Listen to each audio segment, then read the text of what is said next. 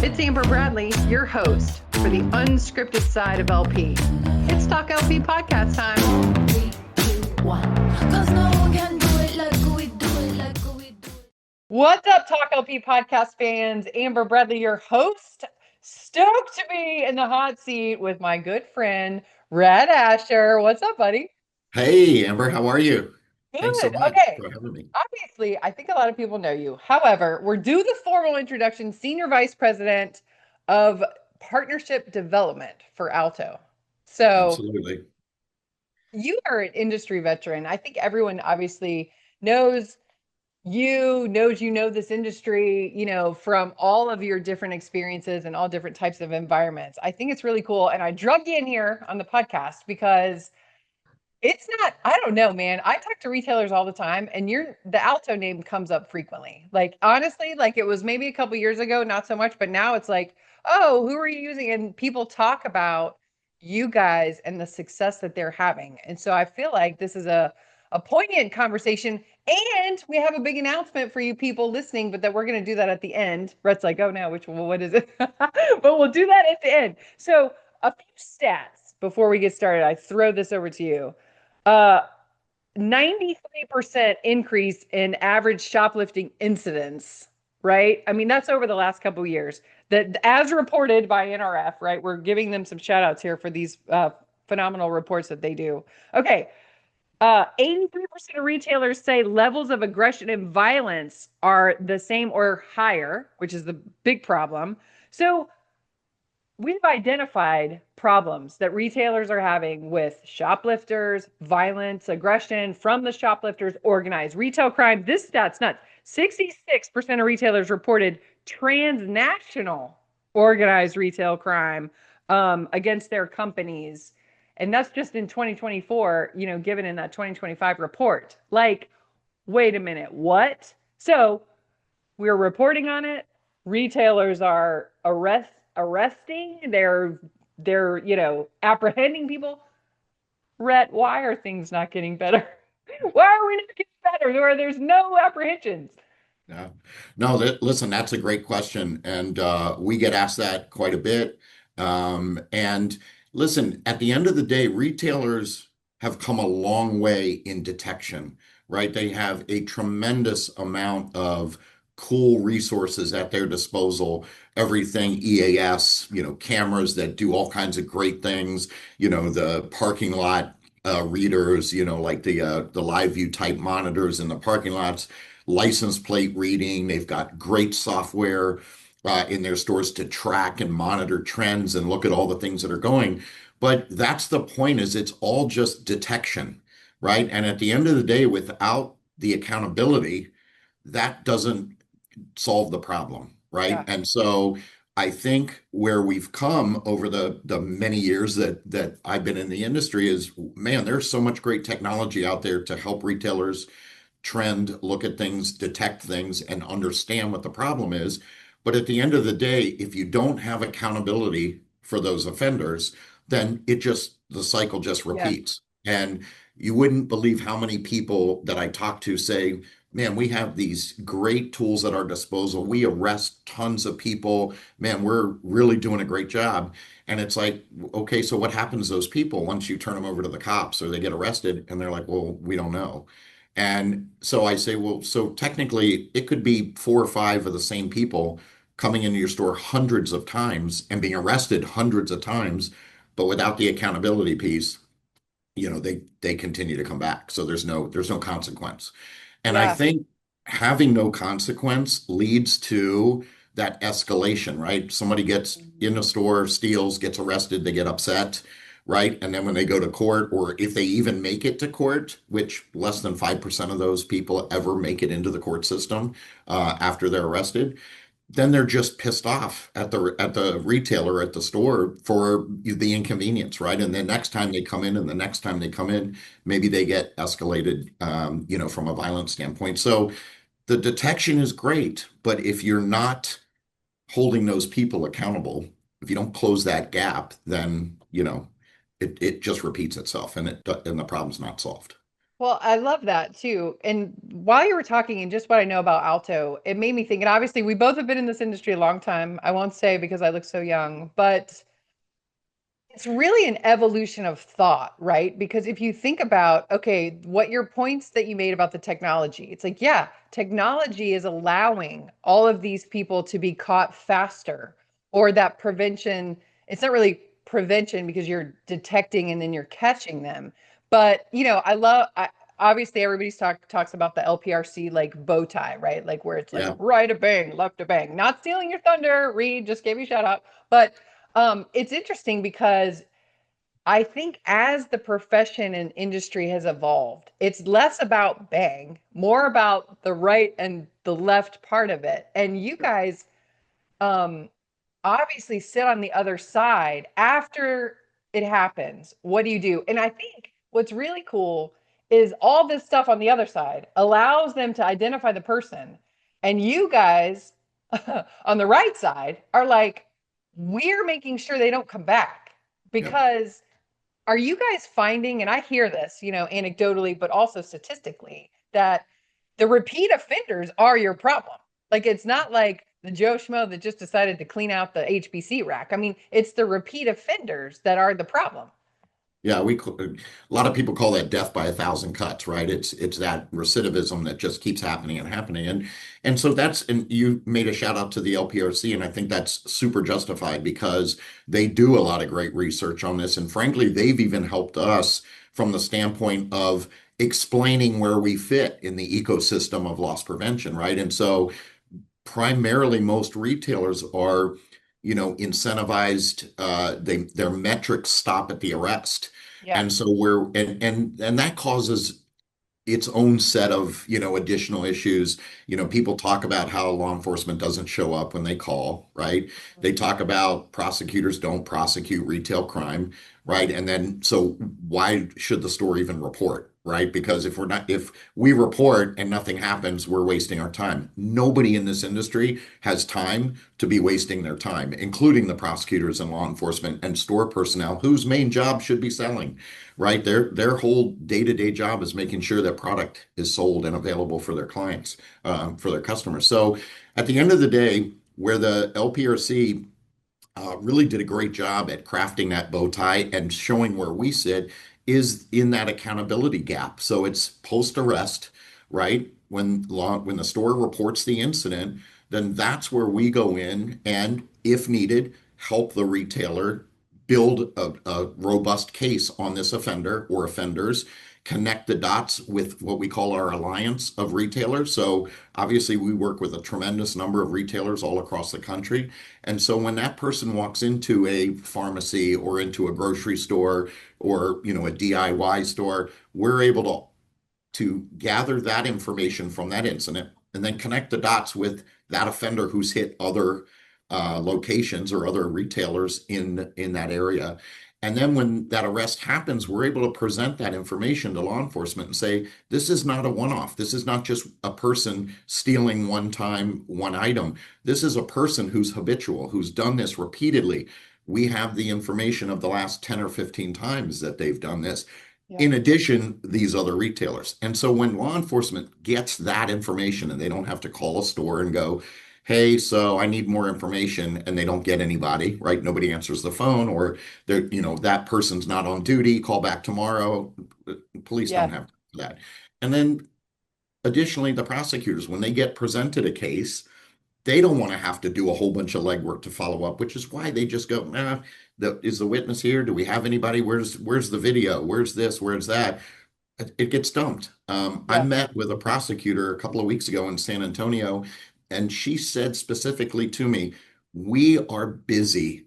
Our desks are full of criminal activity. We have to prioritize path of least resistance. So when a retailer has everything I need, I'm going to prosecute to the fullest extent of the law. But if I have to chase information, I'm done. Yeah. It goes back to the bottom of the pile. And so where Alto really is successful is in that whole space of the accountability. We connect the dots with incidents. We connect the dots with law enforcement to make sure they are not spinning their wheels and they have everything they need to make the arrest or for the arrest to stick. And then we work with the prosecutor's office to ensure they have an accurate picture of what's going on, what this offender, the impact this offender is having in the community, not just at this one store, one incident, but in the community.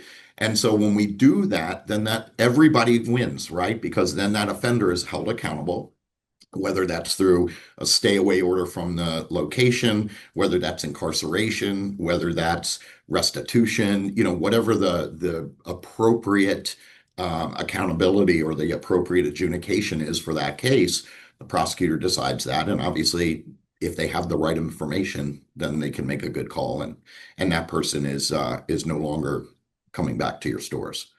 Let me ask you, in your experience, obviously, in talking to, and you guys have such strong relationship with prosecutors and on-staff attorneys and law enforcement, like in your experience of talking to these people, is this part of why, you hear the complaints of the retailers about one of the points you brought up, prosecutors don't take it seriously and the law enforcement people don't come. Like, it's probably because if I'm in their shoes and I see, oh, they're calling me all the time to come pick these people up or whatever, but they're not doing the retailer's not doing their part to make sure this doesn't happen again. It's almost like a halfway race that never gets to the finish line. And these people are at the finish line, right? The law Yeah. enforcement, the prosecutors. So if you're not helping me get it to the finish line, why would I even take it? Right? I mean, good Yeah. analogy, or is it whacked?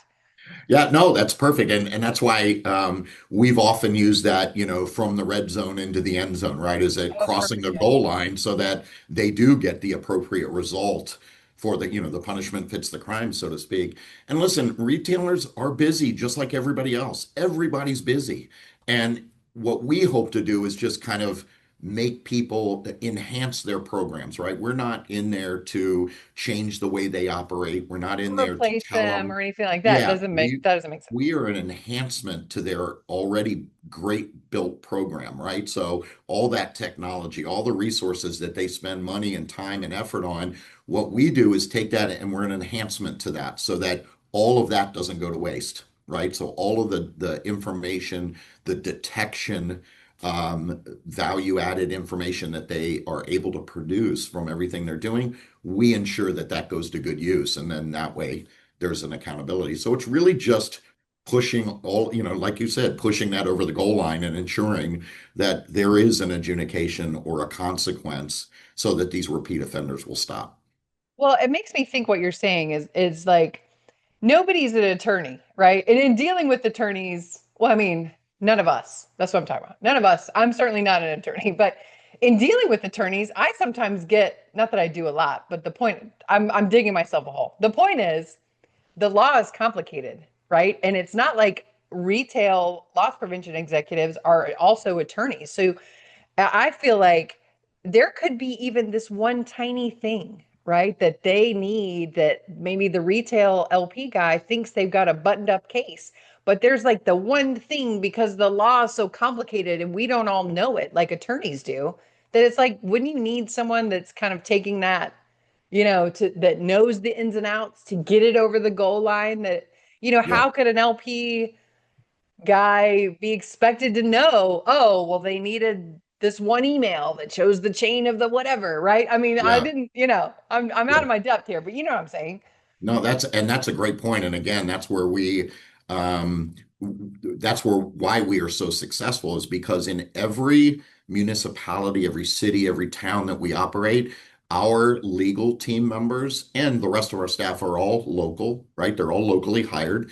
So many of our legal team members come out of the local prosecutor's office or defense attorney, they're defense attorney, former defense attorneys, or they operate in that jurisdiction. So they know all the nuances of the laws, and our legal team has mapped out the legal process in every municipality that we work in.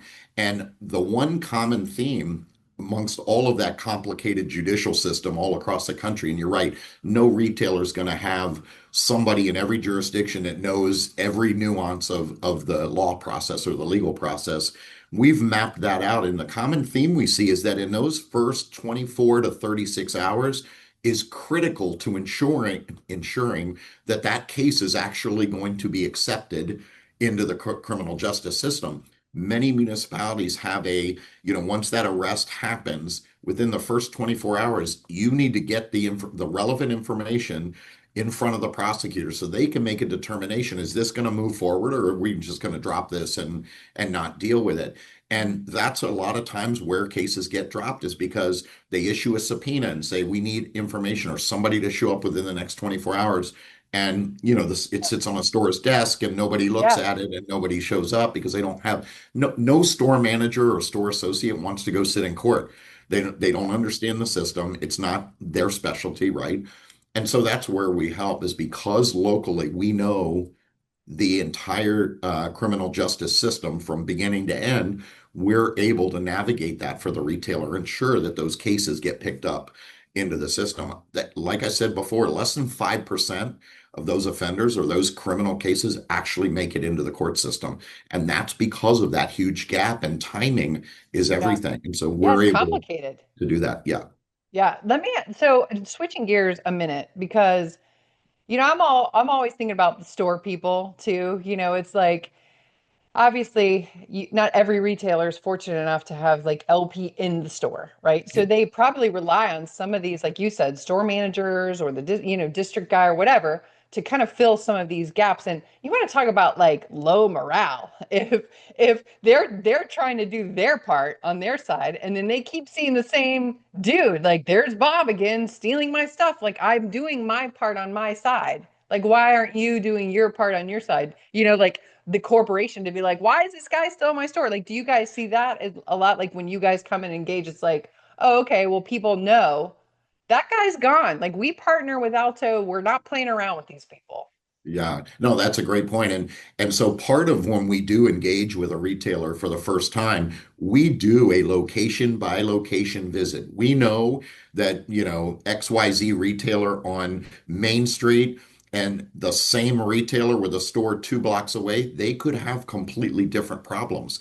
One might have a vagrancy problem. There's a bus station close by to the store, or a subway or whatever it is. The other store, a block and a half, 2 blocks away, may have issues with what you just talked about, a repeat offender that just comes in every day, steals just enough to be under the threshold, right? Or whatever. Yeah. But it's every day. And listen, the people that work in stores are us. There are kids, there are family members. I mean, I grew up in retail. I worked in stores as a kid. My daughter worked in retail stores. I don't want her feeling unsafe when she goes to work. Nobody wants their wife, their cousin, their daughter, their sister or husband feeling unsafe at work. And to your point, morale is huge. If they see the same things happening and nobody's doing anything, it leads to turnover. It leads to absenteeism. It leads to lost productivity. I mean, so many things, it erodes so many aspects of the retail daily job. And so, And yes, they have going in enough to there. do. Yeah, Like, yeah, they have enough yeah, to do. Yeah. yeah. So we do a specific plan for each location to address their top issues right off the bat so that we can make a dent in that morale or that safety feeling with the associates right away, and then continue to work through whatever other problems they have. But that's a great point. That is huge on Well, store associates' minds. you think about costs in retail, and labor and turnover, right, has always been one of those things that's like, gosh, how do we solve this? And it's not scientific stat I'm about to quote, right? But you hear that a lot, where it's like, look, the feelings of safety, that psychological safety within my employee base, is a big deal, is why they stay, or is why they excel, right? So that's really interesting. Okay, let's talk a little bit about your thoughts on like a healthy accountability model. Like, I love that word. It's like, especially when you have a teenager at home. I think I'm saying accountability once a week, if not Yeah. more. But like the healthy accountability model for retailers, and what does it look like? Like, if you're listening to this and you're going, oh, ruh-roh, like, I may not, be able to see these things through the end. Like, what are some things that maybe it's like a checklist in people's minds? They need to be like, oh, do I have a healthy accountability model? Yeah, no, I think that's great. And I think that whole accountability, we've focused a lot on the accountability of the offender. But what we haven't really talked about is the accountability of the store associate, of the retailer. the accountability of law enforcement to show up when there's a problem and address it. The accountability of the prosecutor who's prosecuting those cases. It's a whole chain that starts from the retailer to the actual adjudication or to the judgment. And that's really where we can provide a lot of help, is holding the store teams accountable for reporting the incidents to begin with, because you see a million stats, whether you're looking at NRF's reports or things that come out of various associations or various news media. They all talk about retail crime being the most unreported crime there is, right? It's people get distraught when they report something, nothing happens. So that accountability piece starts there, is ensuring that the store understands that if they report, something's going to happen. That's step one. So now the store says, okay, you're trying this new program. I'm going to be held accountable for reporting. I'm going to do it, but I need to see everybody else in that chain being accountable too. And so I think when you start there, then that gives you the information you need so that when law enforcement shows up, you hold them accountable, because you're saying, all right, we reported, here's all the information, do your job. Then they're more prone to do it, right? Because now they have the information they need. They see it's a big problem. And then same thing with the prosecutor, holding them accountable and saying, listen, retail crime is a real crime. It's not a victimless crime. A lot of prosecutors see the retailer as the victim, and it's not. It's the people within the stores. It's the employees, the associates, the customers, right? It's the community that's the victim. And so helping to humanize this whole process of accountability really goes a long way to, mitigating the problem. Yeah, no, those are great points for sure. And if you think about people driving in their car or running on the travel listening to this or whatever, thinking about some questions that maybe they could ask, right? So it's like if they're measuring cases that they're putting in or arrests, like what should they be reflecting on if that's their measurement goal? Yeah, I mean that's a great question, and many of the retailers that we talk to or work with measure things completely different, right? There's no real consistency because everybody's program is built differently with various success metrics, right? So it's everything from the number of incidents that happen in a store, period, right? It's shrink, it's violent incidents, it's sales, right? I mean, ultimately, somebody used a great analogy with me the other day, and they said, Rhett, it's not only about the sweater that someone comes in and steals, the $50 sweater. Okay, that's $50 in shrink, but it's also a sweater that's unavailable. And if I turn that sweater, sell it 4 times in a season, right? That's unavailable merchandise for my consumer. So it's not just the shrink component, it's the lost sales, right? And so that whole process, you have to really think through. Those are the measurements. Do I have the items on the floor to sell? Am I Yeah. reducing the number of incidents because I'm reporting them now? Is there less violence in my stores? Are my associates happy? There are a lot of different measurements that people do, but I think all of them can be affected by that accountability piece. When you have accountability for something and hold people accountable through the chain, it goes a long way to increasing or decreasing, depending on what your goal is, those Mhm. measurements. Well, it's interesting because if your measurement stops at just the cases or just the arrest, especially with the examples you just said, then you're kind of missing it, right? It's like what you just described is a series or a structure of outcomes versus, like, oh, numbers of arrests. It's like, okay. Okay. The other thing too, the common theme I think I hear you talking about too is in working with prosecutors and law enforcement is this consistency, right? So that being super important with the partners, right? And you named a bunch of groups, but I mean, is that you feel like that's a common theme of like, hey, program success, of like consistency with your stakeholders, I guess. Yeah, a lot of people call it swiftness and certainty, right? So if you have accountability that's swift and certain, then you're going to deter repeated thefts, right? And so I think those are kind of the themes there is, and actually, I don't want to steal that term from someone talking with Corey from the LPRC. the other day, he used that term when we were talking about Alto, and he's like, it sounds like what you're referring to is swiftness and certainty. And when you have swiftness and certainty, you're more likely to have a better outcome, right? Because it's repeatable, it's measurable. Yeah. And so, yeah, Well, that's a great point for sure because you think about um these groups aren't dumb. I mean, these ORC groups, they're not unsophisticated, whatever. You know what I'm saying? So yeah, they're talking. And I would think, it's just like some of these other technologies that were like, oh, well, don't go in that store because they have XYZ or whatever. This is almost like another level to that. Be like, they're in their own criminal communities. I don't know if that's a like legit word, but they're saying like, don't go over there. You're gonna get in the clink. Like if yeah. you go, I mean, right? Yeah, listen, I'll go back as far as, the Joe LaRocca days at NRF. He used to be known for saying that what happens in the legitimate market is mirrored in the black market, right? If it's desired in the legitimate market, it's desired in the black market or the gray market, as they called it.